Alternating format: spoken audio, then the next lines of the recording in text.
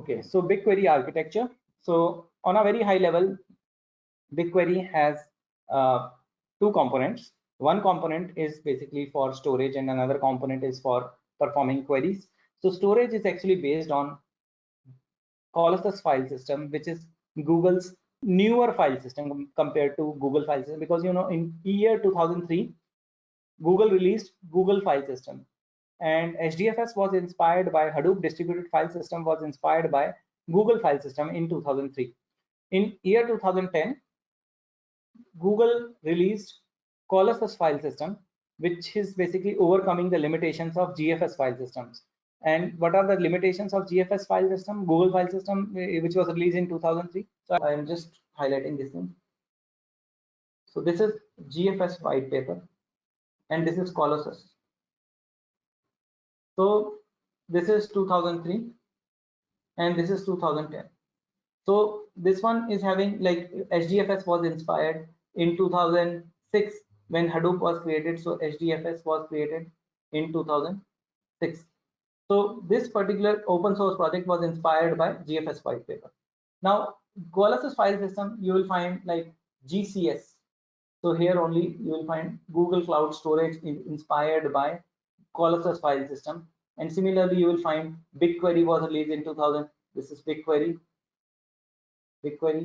so released in 2011. So this is all inspired by Colossus file system. So GCS, Google Cloud Storage, is inspired by Colossus file system. Now this Colossus file system is much better than GFS because it can scale. It's like a global scale. It works at global scale.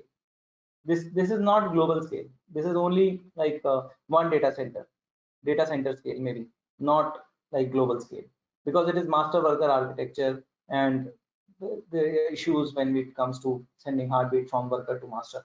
So it is ensuring that metadata is distributed, is sharded, right? So this is having issues with metadata sharding issues. Similarly, you will find many other differences, like Colossus versus, this is like more disk based. This one is more memory based file system, right? Similarly, you will find many other differences like higher availability, and there are many other differences. For the timing, I think we are good. Like, you got some idea. Like, we are having a newer file system, Colossus file system, and the durability of this Colossus file system is very high. You can see there are 10 nines, right? So this is cloud-based file system, but that GFS was basically designed for on-prem file system. So you can see, like, we have this replicated distributed storage, and this is Dremel, which is basically running queries. So this Dremel, Google Dremel white paper. So there is a Dremel white paper, and Google BigQuery is based on Dremel query. The query engine of BigQuery is based on Dremel white paper. So it is running on top of this distributed file system, firing queries, shuffling data. So all these things are happening, and you can see there is a petabit network. So this network is very powerful, and that's how it is basically enabling the decoupling. So if you see, like, this one is more with regards to, like, data locality principle is there, right? But this one is more with regards to decoupled data locality, decoupling of storage and processing. So you will have different storage cluster and different processing cluster. So this is processing cluster, different.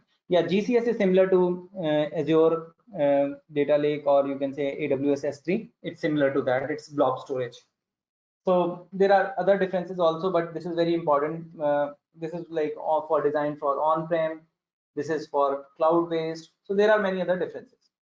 This is Dremel white paper I was referring. So this Dremel white paper inspired many open source projects, including Impala.